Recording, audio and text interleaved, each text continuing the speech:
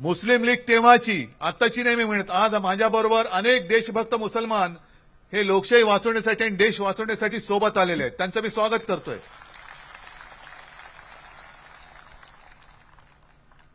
मी इथे काँग्रेसचा प्रचारक म्हणून आलेलो नाही, पण सत्य तुम्हाला सांगायला आलोय.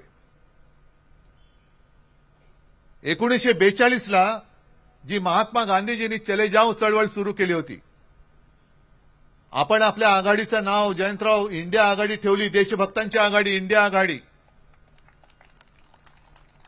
तर मोदीजींनी काय टीका केली? आम्हालाच सांगतात चले जाओ.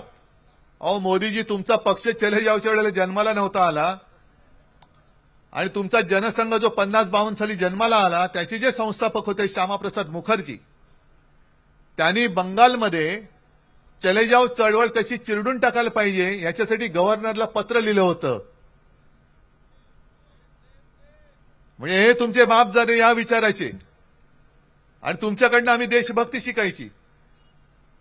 स्वातंत्र्य लढ्यात उतरलेली काँग्रेस नको म्हणून श्यामाप्रसाद मुखर्जींनी त्यावेळेच्या मुस्लिम लीग बरोबर 11 महिने सरकारमध्ये राहिले होते. ते अर्थमंत्री त्या सरकारमध्ये होते, आणि तुमच्याकडनं आम्ही हिंदुत्व शिकायचं.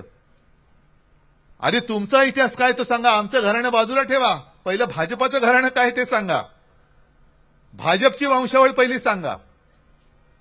आहोत ना आज आम्ही शिवसेना हिंदुत्ववादी म्हणून आहेच. जयंतराव सोबत आहेत, मगाशी उल्काताई होत्या, काँग्रेस सोबत आहे, राष्ट्रवादी सोबत आहे.